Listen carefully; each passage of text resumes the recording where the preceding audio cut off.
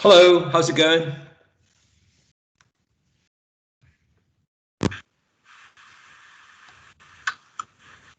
Catalina Jolie Nelson, how's it going so far? Good morning, teacher. Hello.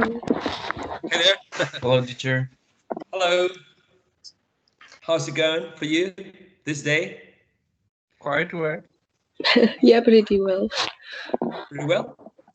First class in the morning, second class.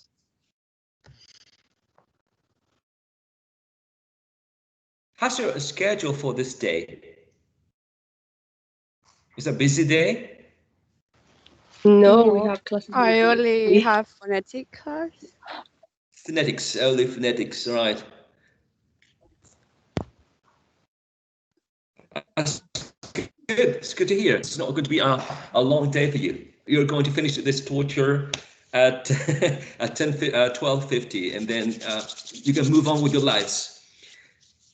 The torture is going to be very short. Okay. So I'm not gonna lie. I'm really afraid. you're afraid I of have, yes. yeah, because last semester I had with um Professor Luis, and I don't know. I think this will be more difficult. Okay, Yes, let's I agree with Catalina, I guess. Uh, all the people who had classes with Liz will be, I don't know how to say in English, más atrás, como retrasados, a diferencia de las personas que estaban con ustedes desde el principio. all right. I don't know. I don't know about that. So we're going to try to push you, right? Push you, push you, push you. So you can we can agree on the same level, right? Yes, Uh, be kind. Let me introduce you to my bear. This is the bear I'm going to be using. Whenever you don't want to answer a question, I'm going to be talking to my bear. The bear is always going to answer, right?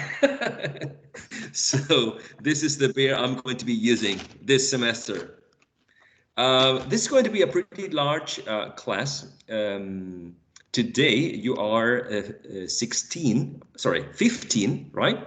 But as far as I know, in the LMS, there were at least 30 to 31 people registered or enrolled.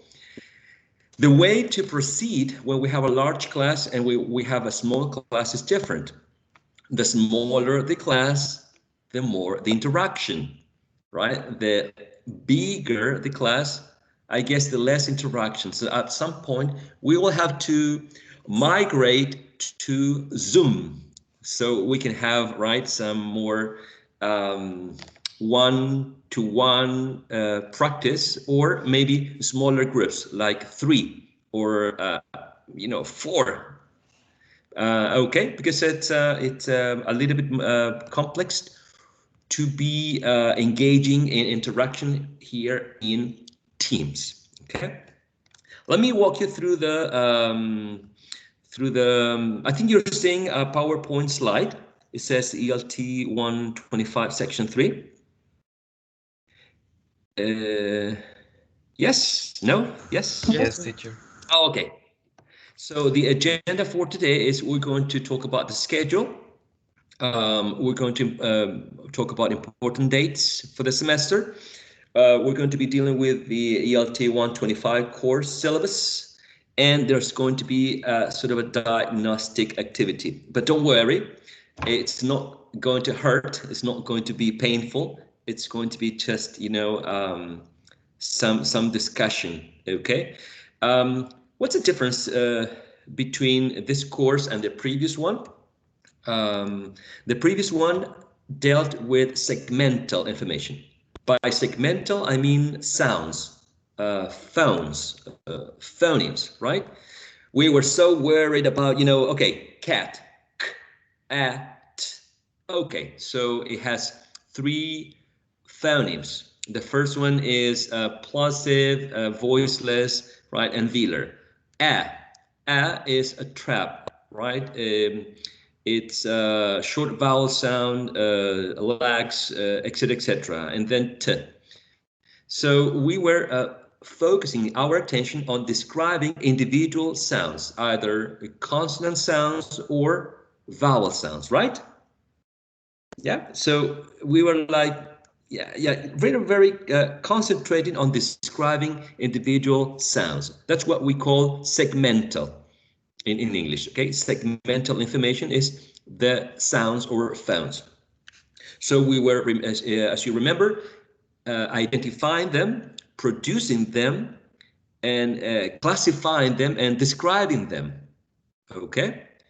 So what's different this semester is that the 125 course has to do with supersegmental features, right? Supersegmental features have to do with aspects that are larger than as one sound. So we're going to be dealing with a word or a phrase or a sentence, okay? And how these sounds interact with each other, so they modified, or sometimes some sounds are even lost. For example, elision that I'm going to type in the chat. Elision is when one sound disappears. For example, we practice elision in Spanish. When we say vamos para acá, no, vamos para allá, vamos para allá, vamos para allá. We say vamos and we elide, we don't say vamos, right? Pa, we elide da, right? We don't say para.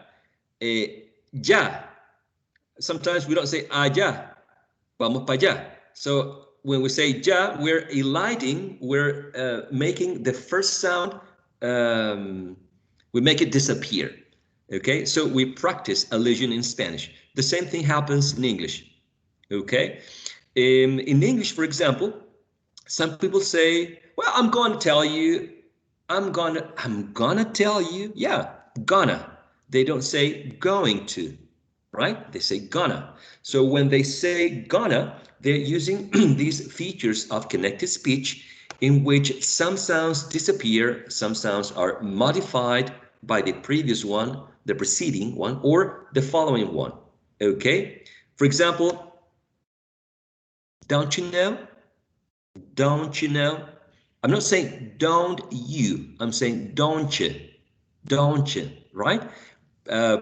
Singers use it a lot, right? People in interviews use don't you.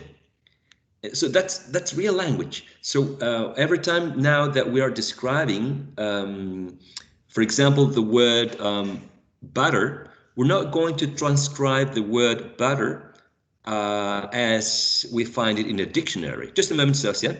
But we're going to describe the word butter in the way that speaker says the word. If the speaker says butter, we're going to describe the word butter. What about if the speaker says butter and uses a flap? We're going to use a flap to describe the pronunciation of butter. Can you hear the difference between butter and butter, or writer and writer? It is different, right? Yes. So yeah, so we're going to transcribe it accordingly. Sebastian? Yeah, this is an example about don't you, because I've already heard don't cha too. Exactly. And that is a real English. And now we're not going to transcribe the words or the expression as, you know, we find them in a website. We need to pay attention to the way the speaker is using language, and we're going to transcribe it as the speaker is saying it. So if the speaker says don't you is what we're going to describe, right? Or transcribe in this case. Jolie? Yes, teacher. I think is the difference between the English, the pronunciation between, for example, American and British, because for example, American used to say water, and British used to say water. So I think it's just the difference between both of them. So It's like, I don't know how to say that. It's like the accent that we choose, the way we want to speak. So I think it's just the difference between both of those English, I can say that, a variety, you know? Exactly, English varieties. You are right on the concept. We're going to deal with different English varieties and different English accents. And according to these accents, some sounds are going to change. Some sounds are going to be sometimes slightly different, or sometimes they are going to disappear. For example, in some the dialects, you're going to hear car, and in others it's going to be car. So in the first one, there is rhoticity present, at the end, and in other varieties, which are non-rhotic varieties, you're not going to hear the final okay? Only when you have this in final position, as in car, and the next word starts with a vowel sound. So when the next word starts with a vowel sound, you are going to hear this present. Car, car, and then car, and a car and a train, a car and a train, car and a train. So this which sometimes is not present in that specific English variety, is going to be present when it's going to be linking, right? One vowel sound and another vowel sound. A car and a train. Okay, so that's what we're going to be dealing with during this semester. Jolie, do you have another comment or question? I'm sorry, let me put my hand out. Okay, your little hand, your small hand, right? Yeah. All right. So let me move to the schedule. We're meeting on Tuesdays and please correct me at any moment. I'm not the owner of the truth. All right. So correct me if I make a mistake at any moment. I make lots of mistakes, as everyone.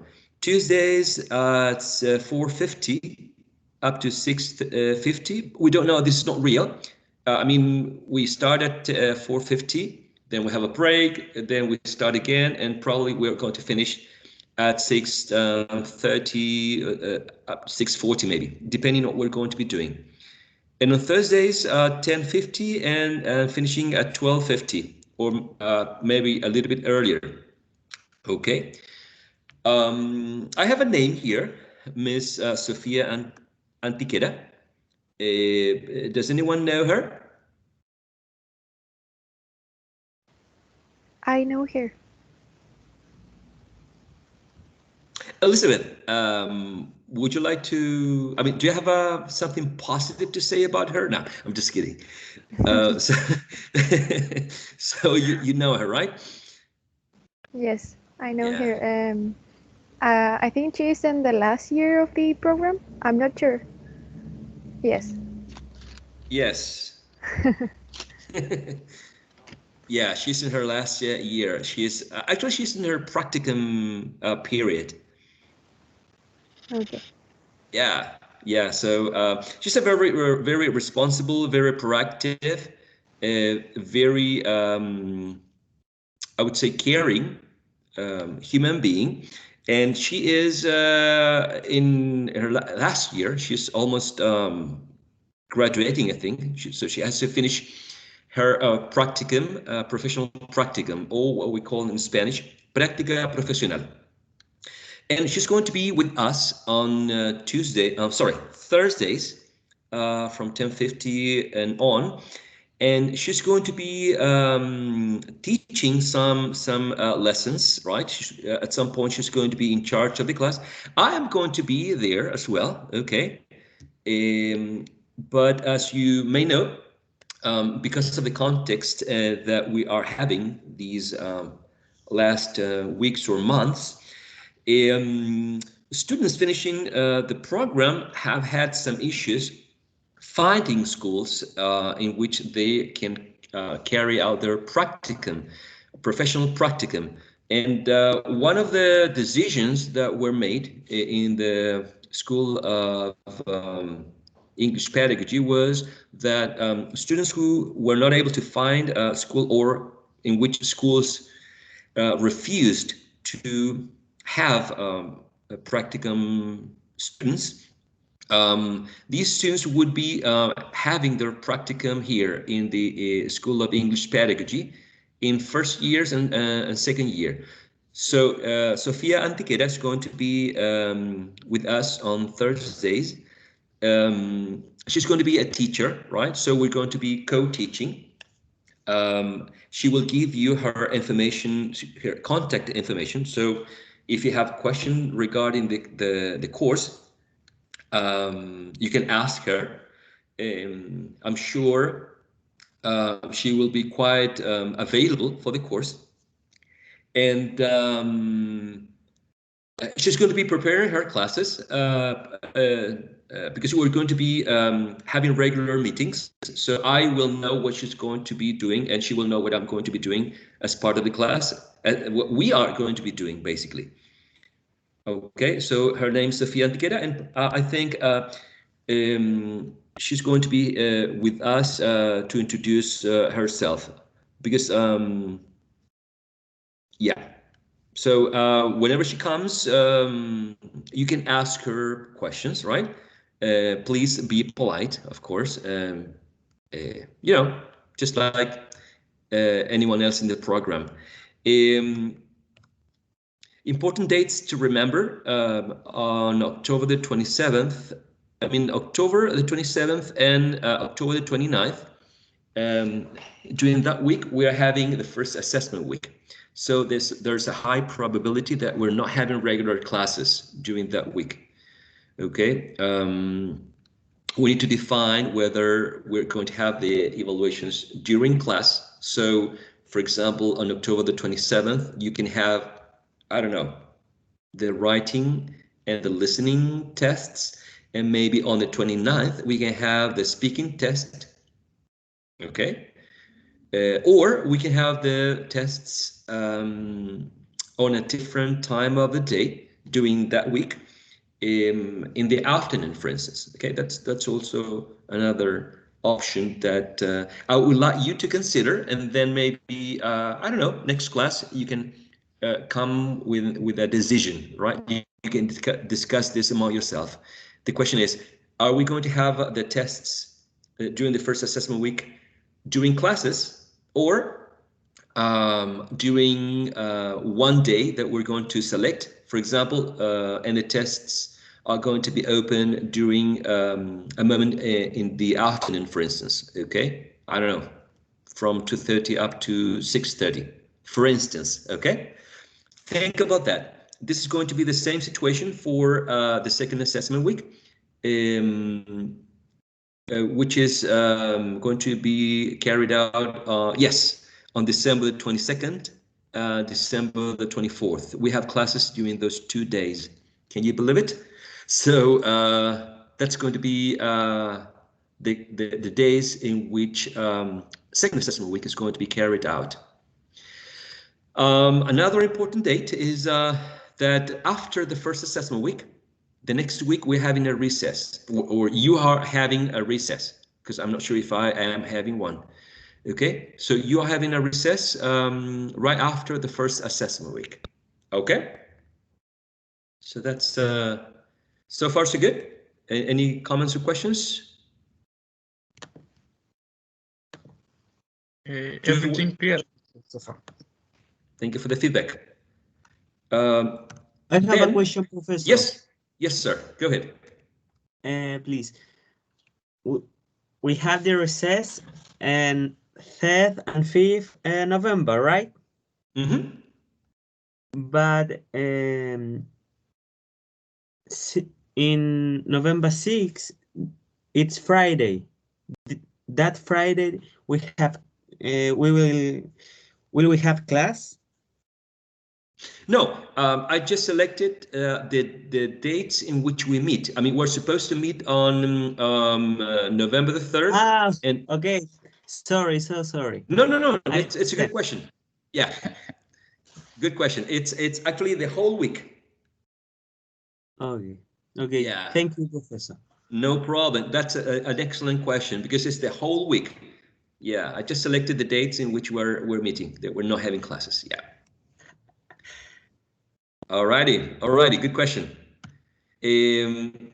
Okay, and the third point that I wanted to discuss with you is the LT 125 core syllabus, and for that I would like to share with you the syllabus. The syllabus is right here. Okay. If you're seeing the syllabus, say yo. Oh, it didn't work. Yes, Okay. yes, we can see. Yes. All right. All right. Okay. So this is the ELT 125 syllabus course. It comes after the ELT 115, the one that deals with segmental features of English, or vowels and consonant sounds, plus concepts connected with the course such as phonetics, phonology, and connected with phonetics, articulatory phonetics, auditory phonetics, and acoustic phonetics. Concepts like phoneme and allophone, a dialect and accent, RP and GA. Those concepts were covered during the previous course, okay? And these concepts are like the basis for this course. So you have to know about phonemes, right? Before we start dealing with suprasegmental features of English. And what suprasegmental features? Sorry. Blah blah blah blah blah. Okay, this is in the LMS. Okay, so you can take a look at the syllabus. But what's important here is this. Let me highlight this. I'm going to switch to Spanish because this is in Spanish, so I don't see the point of wasting time translating. Se espera que los estudiantes logren familiarizarse con conceptos fonológicos tales como acento, estrés,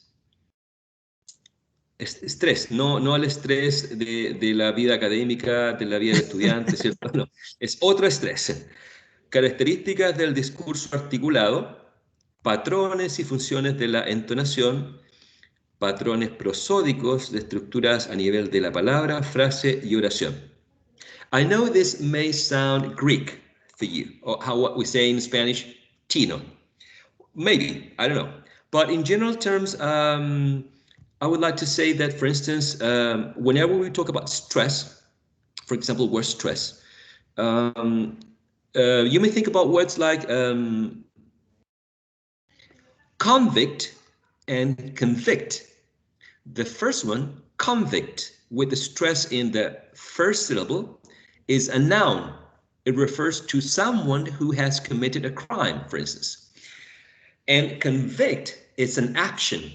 It's a verb. To convict someone for a felony, for a crime, and you send this a person to jail, to prison, right? Convict. So that's an action. So when you move the word stress to the first syllable or to the second syllable, for instance, you change the part of speech. You can have a noun or you can have a verb.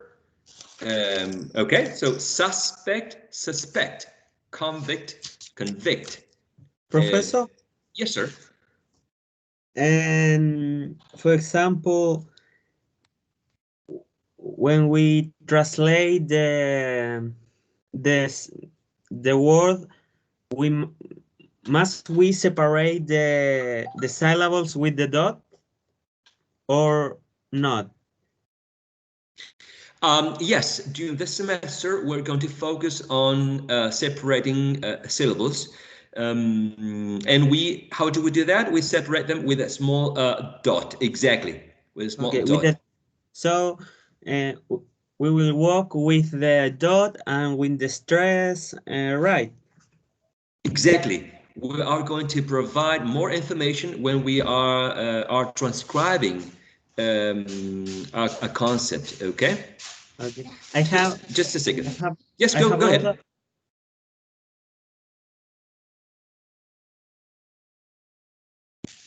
Sorry, come again. I have other question because I know for American English and for British English in phonetic we have special symbols. I can't describe you because it's very difficult. But in this semester will we work with other special symbols, Professor? Yes, William. Since we're providing more information about the speech of a speaker, we're going to be, for example, what you mentioned, we're going to be using dots, small dots at the bottom of the line, separating the syllables. We're going to be using stroke, right, to indicate the primary stress, and at the bottom to indicate the secondary stress in some words. So yes, there's going to be more information provided in the transcription, because we're moving from a phonemic transcription. Let me type that in the chat. Phonemic transcription to a phonetic transcription. And what's the difference? The difference is that phonemic transcription was the one that we used the last semester. We focused mainly on the sounds, right? And we were using the symbols that represented those sounds. Now, in the phonetic transcription, we are stressing, for example, do you remember that, for example, in the initial sound of pet, the first consonant sound, the voiceless plosive bilabial, right?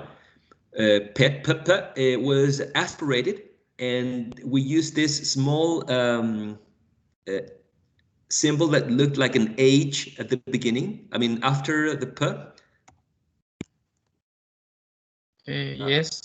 Yeah. So we're going to be using these symbols, okay, this time, this semester, because it's not the same when you describe the initial sound of pet, which is a P, than when we describe the word top, because we don't say top P. Top P. It's not that, right? We say top. So, Teacher? yes? So here, I'm sorry for interrupt you. No, go ahead. Okay, here the difference could be like one is aspirated and the other one is not. Exactly. For example, the first one is aspirated and the second one is not. Top and pet. Exactly. The first one in pet is aspirated, and the last sound in top is not. It's an unreleased stop. Exactly. Exactly. You got it. Yeah, you got it. So that's a very clear explanation that we're going to, and difference that we're going to make this semester. Okay, because it's very clear. Then the first sound in pet is not exactly the same as the last sound in top. I hope you agree with me on that one. Okay. Absolutely. Absolutely. Alrighty. Professor, Yes, sir. can I show you a thing? Yeah, absolutely. Go ahead. Okay. I'm going to stop So sharing and for, you share. for finish my question, I don't know if you you can see the Yes, okay. yes, I think we all can. In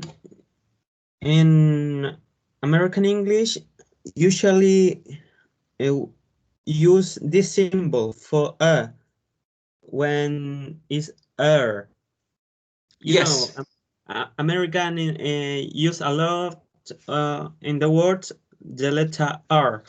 Yes. And so this is British. British usually don't use the letter R and girl and girl. Exactly. That's a great example, William, because in the one you showed at the bottom, we show the rhoticity of the general American version. They say girl, girl, right? And that symbol that you were showing represents the vowel sound plus the rhoticity included, right? And the rhoticity that cannot be heard in the RP or the British accent when we hear something like girl, girl. Yes. In contrast, right, girl. So yeah, exactly. You can use the second example, the symbol which has a very small sort of tail to indicate that vowel sound is followed by a rhoticity or the sound. Right. Absolutely, yeah, absolutely. That's a perfect example about what we're going to be doing now in terms of phonetic transcription. That's right. That is correct. In terms of the next aspect, I insist this is just a general conversation, right? But the next one says características del discurso articulado. We're going to call this connected speech, right? And because before last semester we were describing each sound and we were saying, for example, I am going to speak about connected speech, and we were trying to sound every single sound. We were trying to say every single sound, right? So now we're going to focus more on the real or actual speech.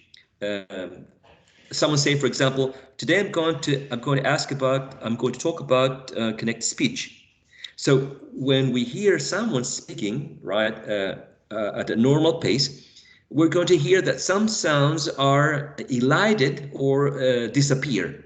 Some sounds are modified by each other. Some people, instead of saying going to, are going to say gonna. So that's the connected speech, okay? The way in which language or sounds are affected or modified by others, okay? Next one, patrones y funciones de la entonación. Tomorrow we have a test. Really? Tomorrow we have a test. Really? The same word, really, with different intonation, conveys a different judgment of the speaker. When you say, really, what are you expressing? It's like surprising, really? Yeah, surprising, but in a positive way, right? I mean, really, it's like, wow, interesting. I mean, Right. yeah. But in the second take, really,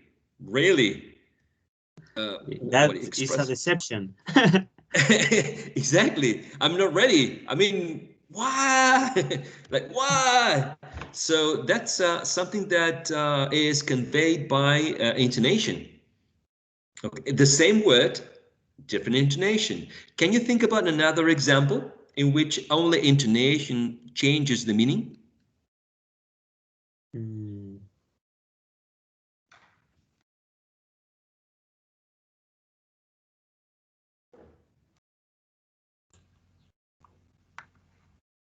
Daniela? When Sorry. Maybe when we say that's really funny and we say that it's actually funny, or when we're trying to be sarcastic and we say, oh, that's fun, or that's funny. Yeah. Yeah, that's exactly funny. That's yeah, sarcasm. It's quite interesting to see conversation. Yeah.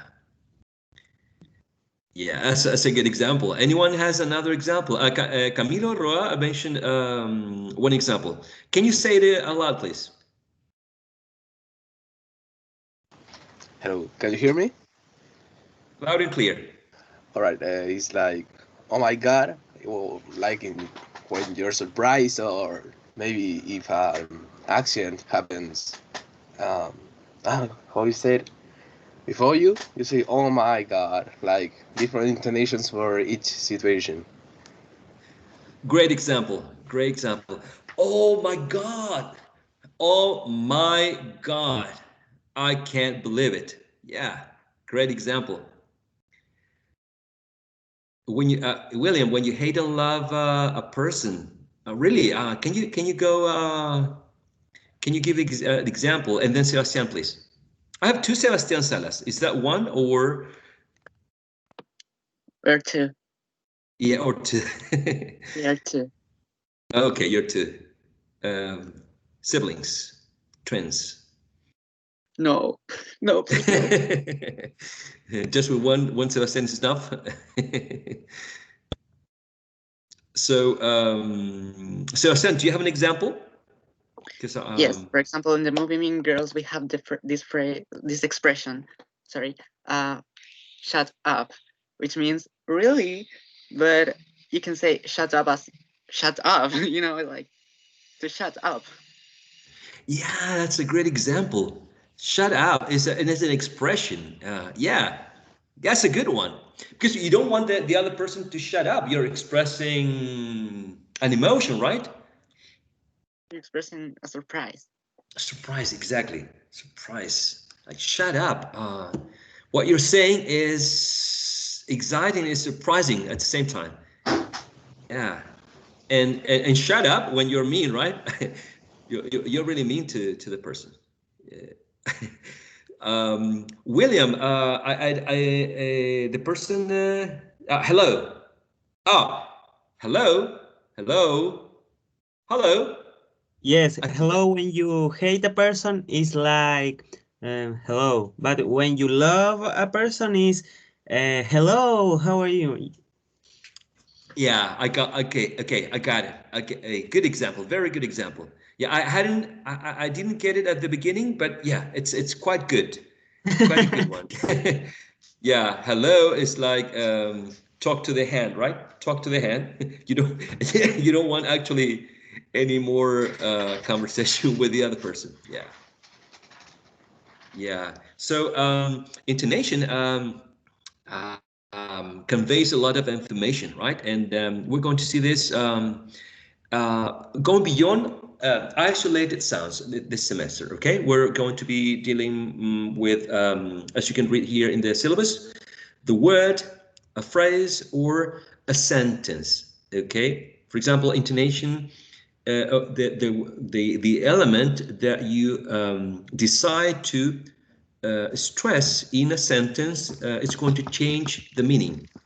For example, I'm going to give Maria a task. So if you stress the first element, I am going to give Maria a task.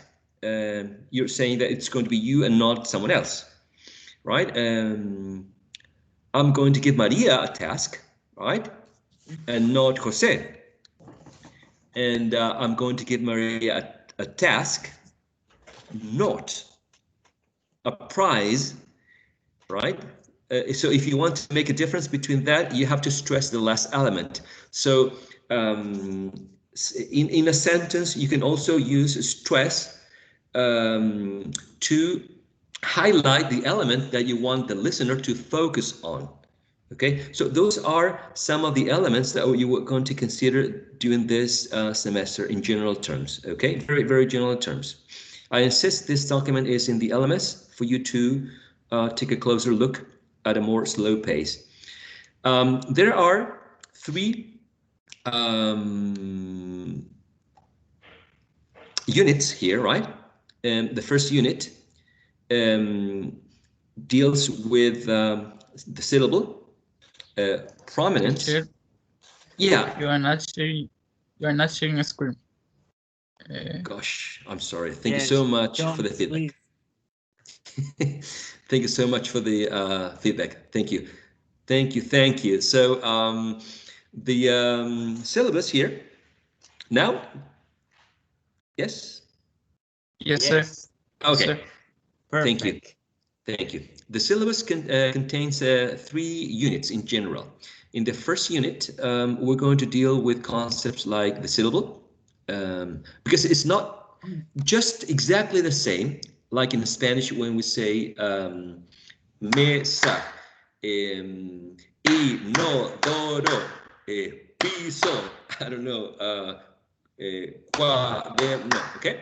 Sometimes clapping helps in English, but it's not exactly the same way in which we are dividing syllables in English.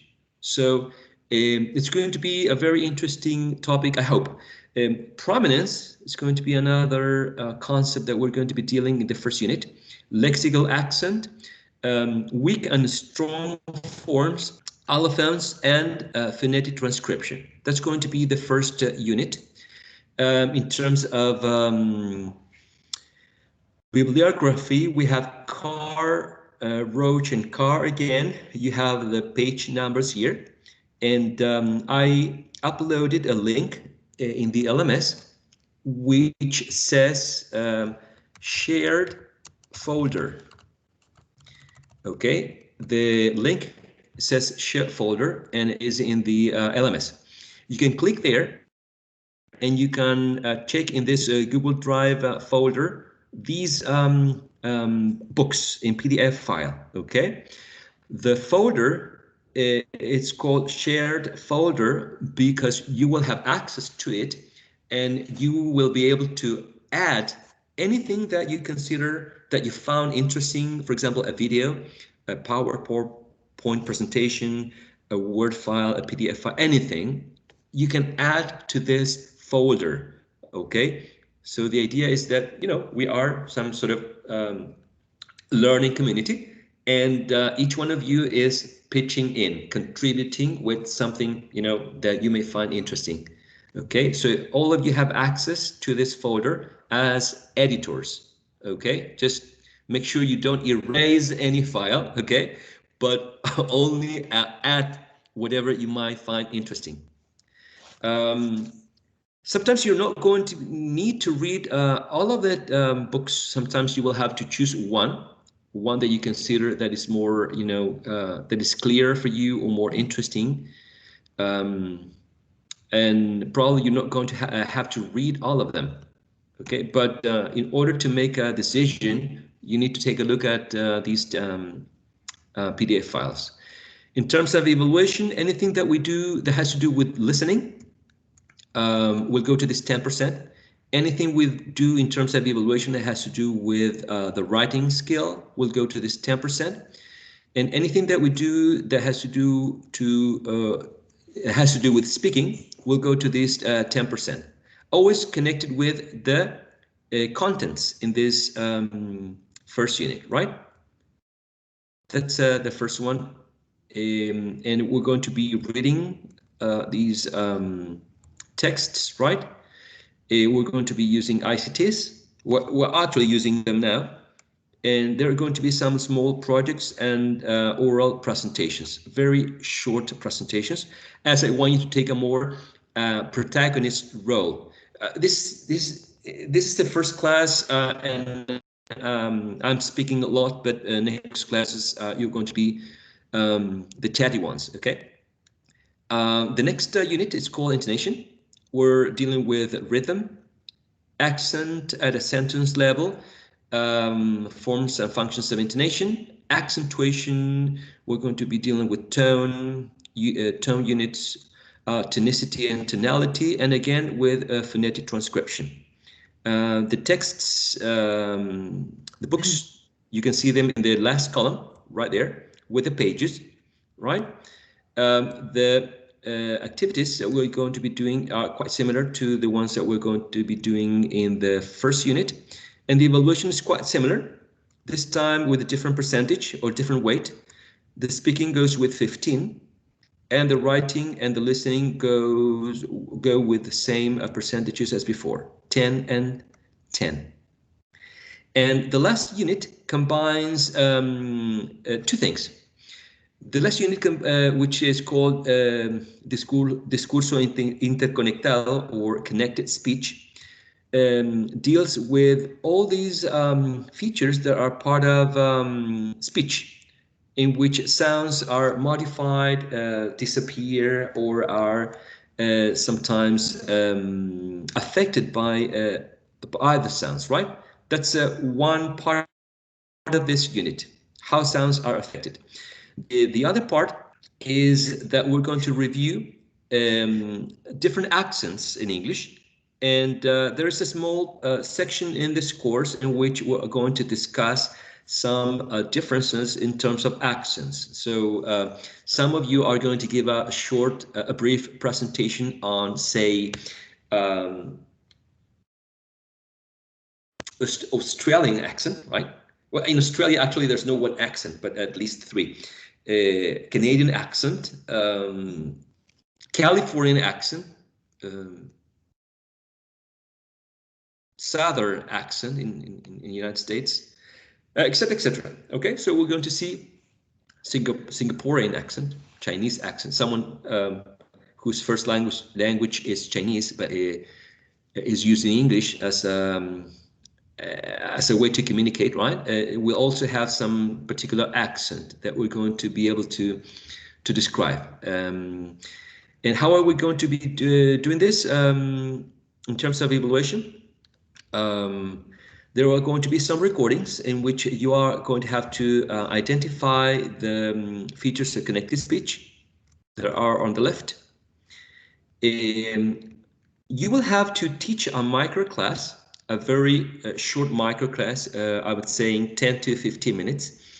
And you're going to pick one feature of connected speech, and you're going to first define the concept. What, for example, what elision is, you're going to define it.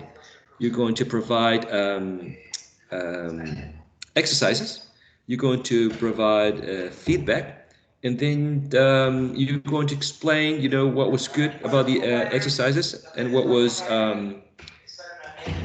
wrong and needed some, you know, corrections. All right. So that's something that we're going to be dealing with in detail later. Okay, this is just a very general approach to this evaluation. And again, we will have listening tasks or listening tests or quizzes, and they will go to this 10%. That is in general the syllabus, very, very, very general. To pass this course, you need a 4.0, right?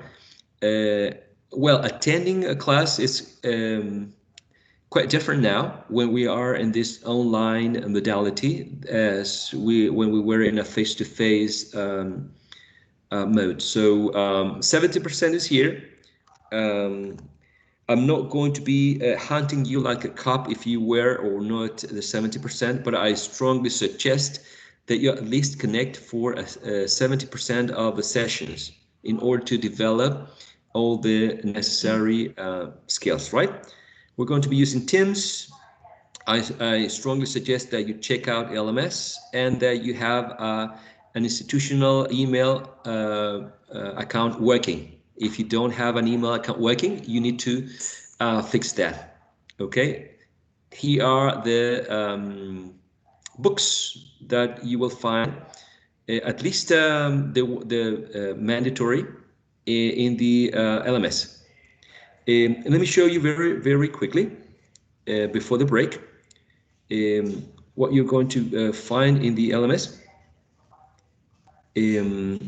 Okay, here's the LMS, and you will find, gosh, it kicked me out. I'm assuming you are seeing the LMS now. This is the course so far. Here's the information, contact. In this section, it says Programa del Curso y Planificación de la Actividad Curricular. If you click there, you'll find the syllabus. Okay? The syllabus is there. In the second tab, that's called Class Material, you will find a Kahoot game on segmentals or on information that we discussed the previous semester. So you can evaluate yourself. So I challenge you to play this Kahoot to see how much you remember, okay? Okay. All right. The next link, it says shared folder, the one that I was discussing with you. Remember, this is open for you, so you can add. Okay, that's the point. That now it has some material, but I'm sure it will grow larger later. The next link, it says audio visual resources. I copied and pasted several links for YouTube videos that are way funnier and way more entertaining than this class and teacher. So I encourage you to go and watch this YouTube videos because they are so well made, so interesting, and they, you know, invite people over, people who have a different accent. So I think you're really going to enjoy watching these videos, okay?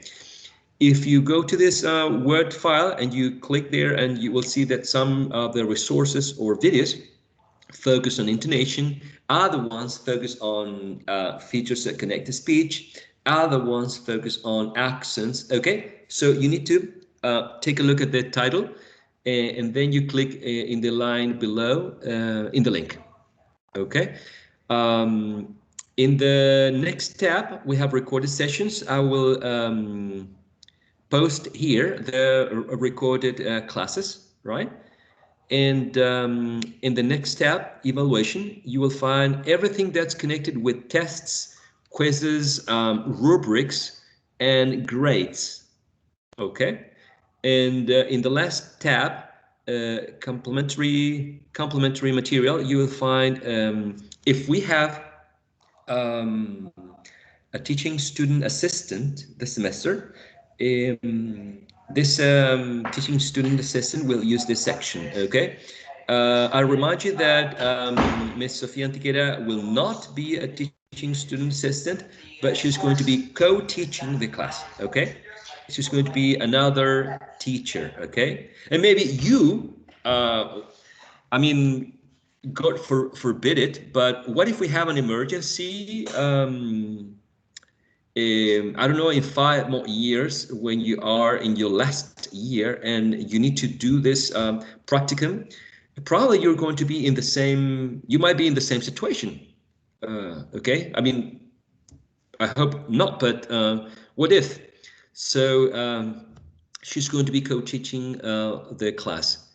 I think I have abused from your patience. So what if we have a break now? And after the break, we will have some diagnostic evaluation. It's formative, so don't be scared, right?